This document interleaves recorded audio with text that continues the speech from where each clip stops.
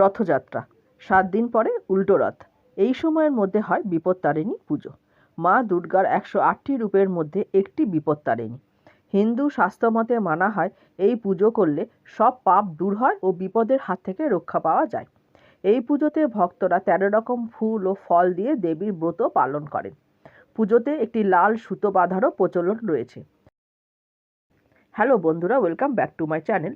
আজকের এই ভিডিওয়ে আমি আলোচনা করব 2025 সালে বিপত্তারিণী ব্রত কবে পড়েছে ব্রতেই এবং বিপত্তারিণী ব্রততে যে লাল সুতো বাঁধা হয় তার রহস্য কী। চলো দেরি না করে শুরু করি। শুরু করার আগে বলে নিই, ভিডিওটি ভালো লাগলে অবশ্যই লাইক করে কমেন্ট করে চ্যানেলটিকেও সাবস্ক্রাইব করে রাখবেন। দেবী দুর্গা 108 অবতারে অন্যতম এবং দেবী সংকট নাশিনীর একটি রূপ মা বিপত্তারিণী। হিন্দু ধর্মে বিপত্তারিণী ব্রতের গুরুত্ব অনেক। বিশ্বাস অনুযায়ী ভক্তি মনে এই পুজো করলে যে কোনো বিপদ থেকে রক্ষা পাওয়া যায়। আষাঢ় মাসের রথযাত্রা থেকে উল্টো রথের মধ্যে যে শনিবার ও মঙ্গলবার পড়ে সেই দিনগুলোতেই বিপত্তারিণী ব্রত পালন করা হয়। প্রতি বছর 2 দিন করে পড়ে বিপত্তারিণী পুজো। এবছর বিপত্তারিণী ব্রত পালন করা যাবে 28শে জুন অর্থাৎ 13ই আষাঢ় শনিবার এবং 1 জুলাই অর্থাৎ 16ই আষাঢ় মঙ্গলবার।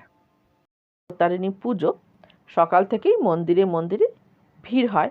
নিয়ম নিষ্ঠা মেনে উপোস করে পুজো করেন মহিলারা। এরপর বিপদ হরণের জন্য প্রিয় মানুষের হাতে এক গোছা দুর্বার সঙ্গে লাল সুতো বেঁধে দেন তারা। সেই সুতোই সারা বছর ধরে থেকে যায় হাতের কবজি কিংবা বাহুতে। সাধারণত হিন্দু ধর্মের লোকেরা হাতে লাল সুতো বেঁধে থাকেন, কিন্তু প্রশ্ন করলে একটি উত্তর পাওয়া যায়, এটি আমাদের একটি ধর্মীয় সংস্কার মাত্র। কিন্তু যথার্থ উত্তরটি কি?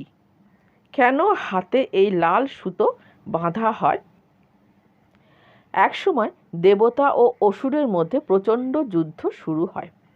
অসুরদের পরাক্রম দেখে দেবরাজ ইন্দ্র খুবই চিন্তিত হয়ে পড়েন। স্বামীকে চিন্তিত দেখে স্ত্রী ইন্দ্রাণী তার জন্য প্রার্থনা শুরু করলেন। ইন্দ্রাণী তার আধ্যাত্মিক শক্তি একত্রিত করে লাল সুতো দিয়ে একটি সুতো তৈরি করেন। তারপর দেবরাজ ইন্দ্রের মঙ্গল কামনা করে সে লাল সুতোর মালা তার গলায় বেঁধে দেন, যাতে অসুরেরা তাকে আঘাত করতে না পারে। এরপর দেবতা ও অসুরের মধ্যে প্রচণ্ড যুদ্ধ শুরু হয়।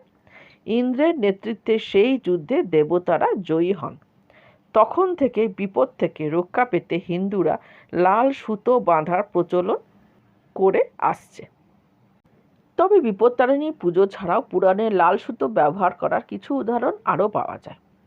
জানা যায় ভক্ত প্রহ্লাদের পুত্র বলিরাজ ব্রহ্মার আশীর্বাদে স্বর্গ, মর্ত্য ও পাতালের অধিকারী হয়েছিলেন।